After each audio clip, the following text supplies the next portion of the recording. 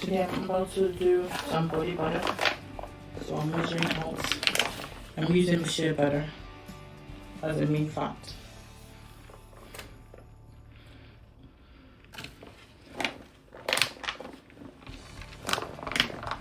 .60 ounces.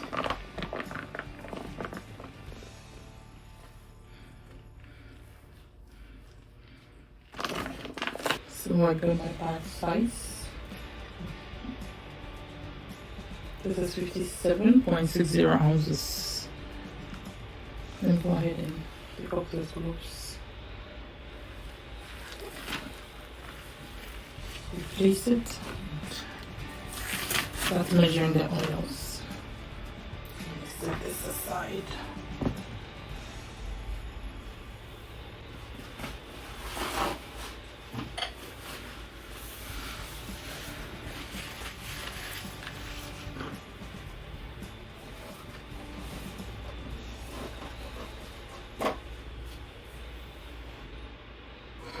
I'm going to set the shea butter in a double boiler so that it can melt gently.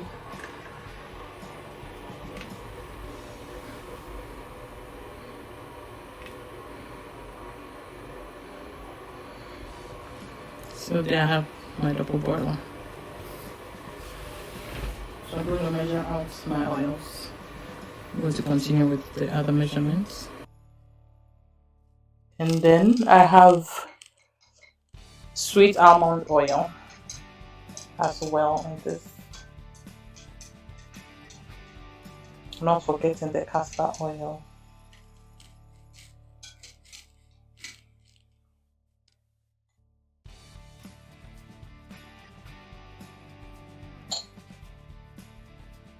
So when it is below 100 degrees, then I will add my fragrance oil.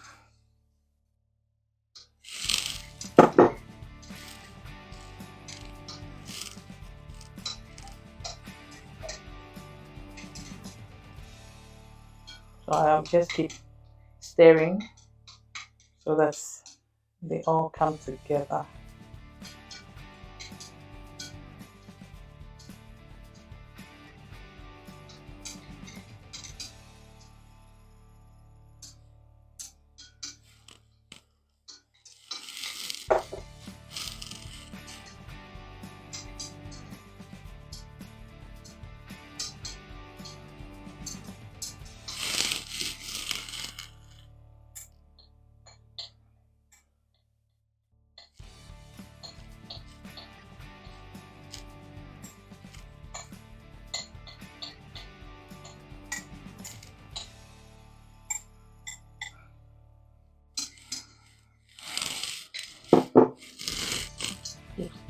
Stirring.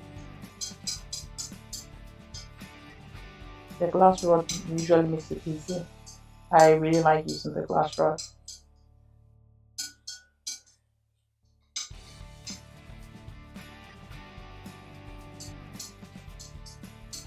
I can also use the silicone spatula. It can also fasten the process. But I just love using the glass rod.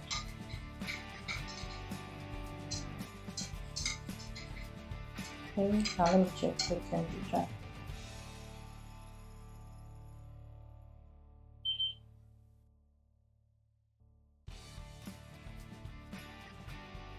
Okay, so I want the temperature that I need.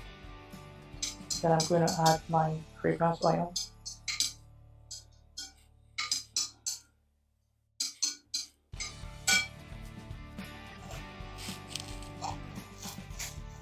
I like to cover it because I don't want the strong thing. Using it over and over before the time I really need to use it. So I have to make sure I stir this in for about 2 minutes. Straight. That's what I usually do so that it can incorporate very well.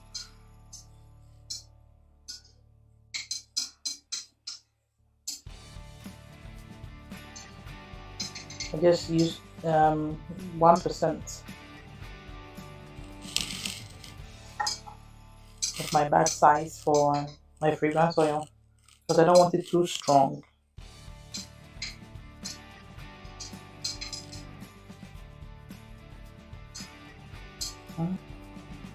When I get that side as desired, I'll just set it in the fridge for it to cool down and become slightly solid before I go ahead and whisk it.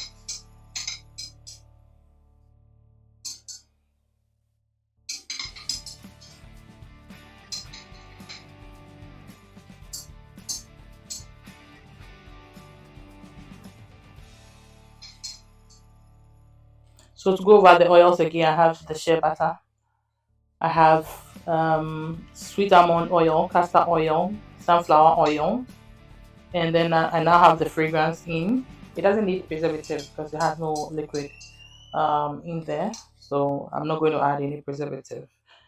And then a little of the I added a little glycerine to it, but I'm going to put the recipe at the end of the video. So if you want to do the same, you can do it.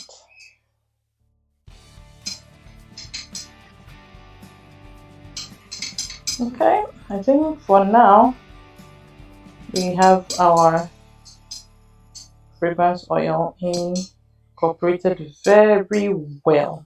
So I'm going to cover this and set it in the fridge for some time until I have it the way I want. It thickens the way I want, and then now I can transfer it to the mixer for it to whisk it for me.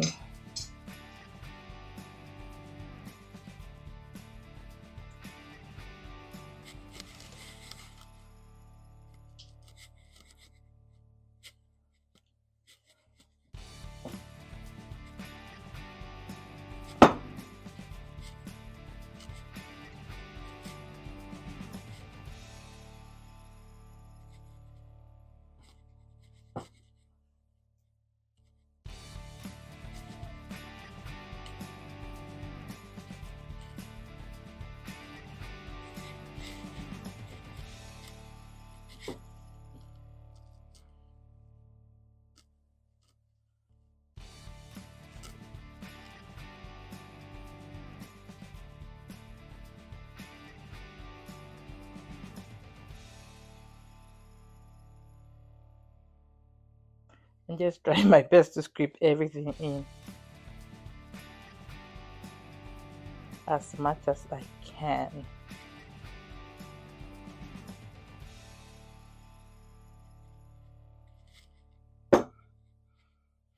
Okay.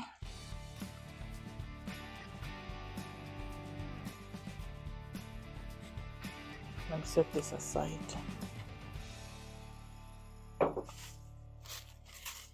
Clean the tip.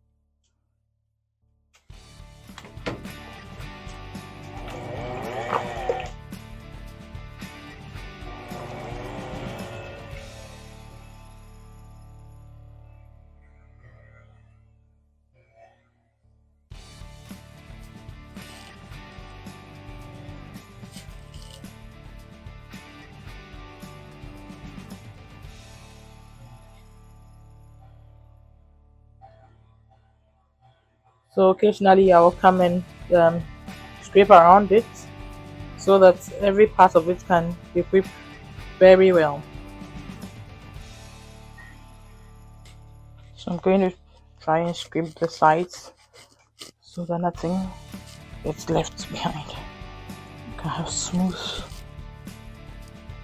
consistency.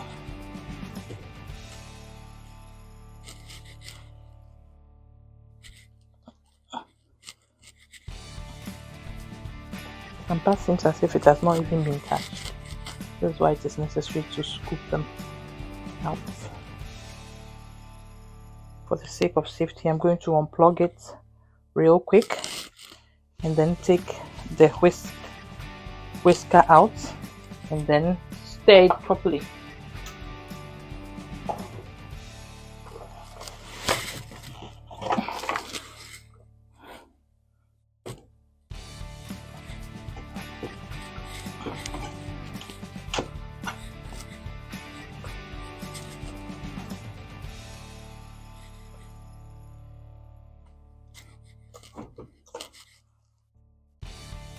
You can see some parts seems as if nothing has touched it.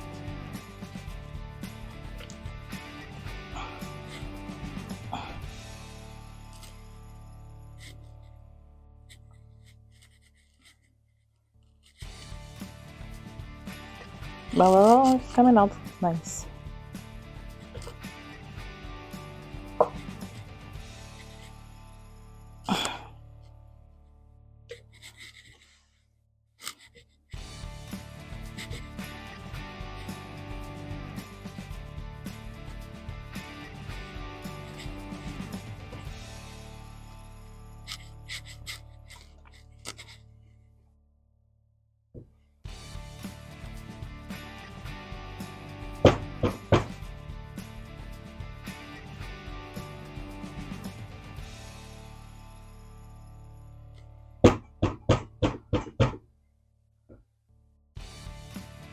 Then I'm going to fit it back.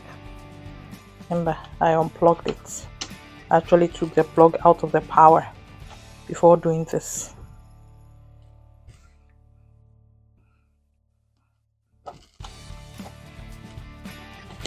Okay, always remember safety first.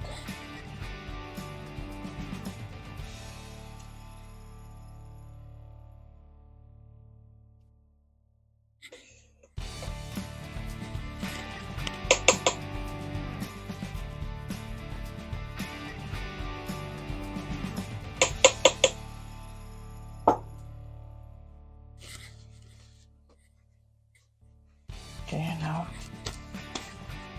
let me put this tissue in my hand and then go back and plug it.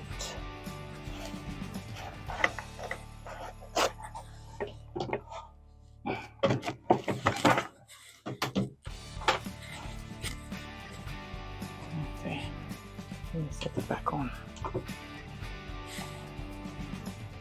Okay, ready to continue.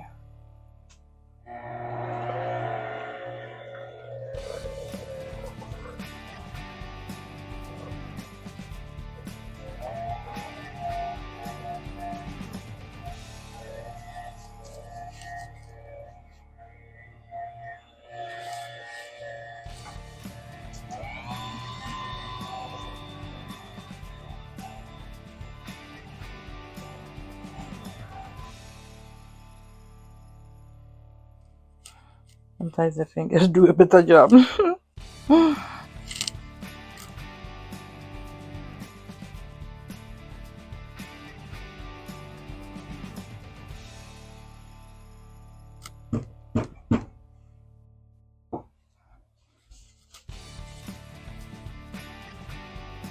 Set it back on.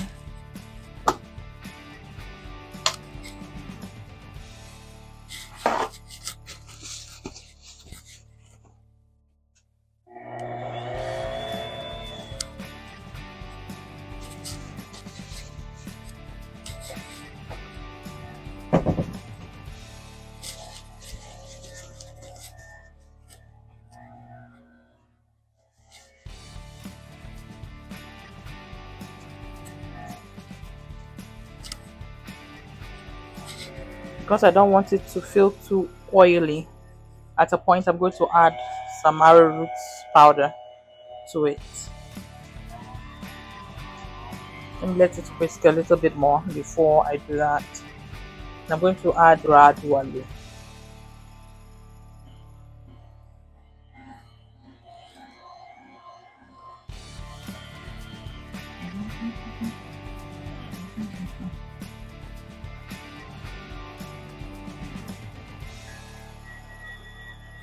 Okay.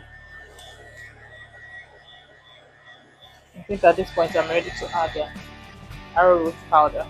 I use 3. I'm using. It has to be used within 1 to 5%. Ideally, you have to start small. So I chose within that range, 1 to 5%. So I'm using 3.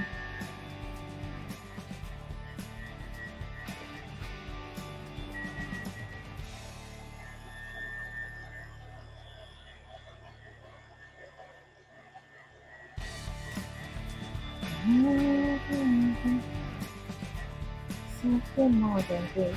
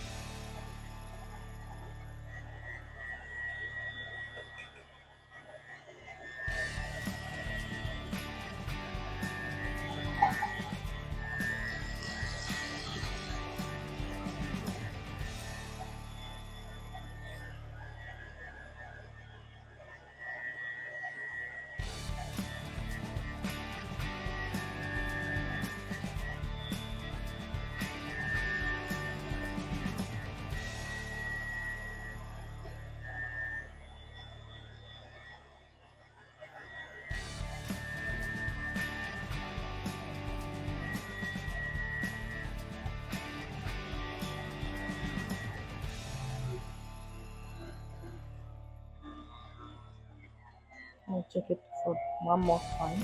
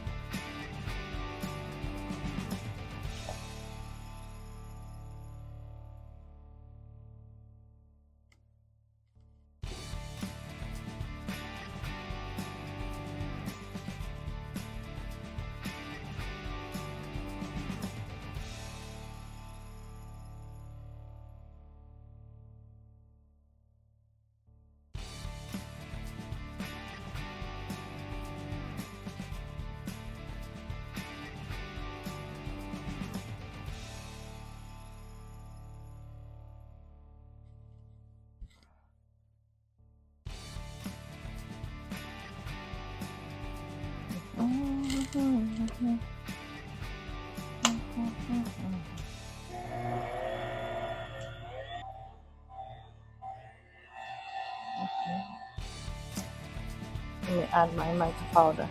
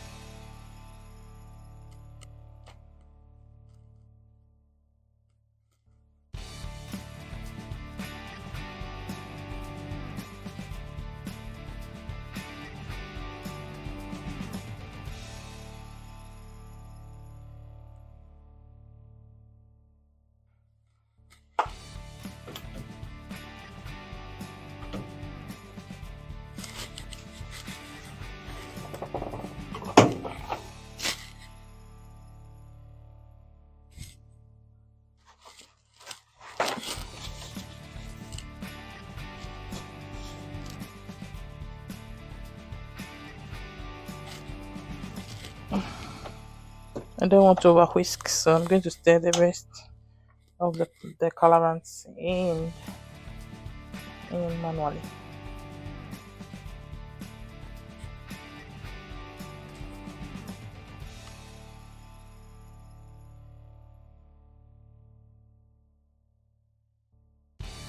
Okay, so I'm going to scoop in them to the piping bag.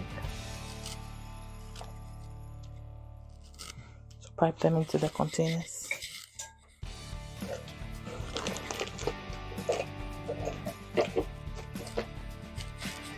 My piping bag is small, so I decided to use the Ziploc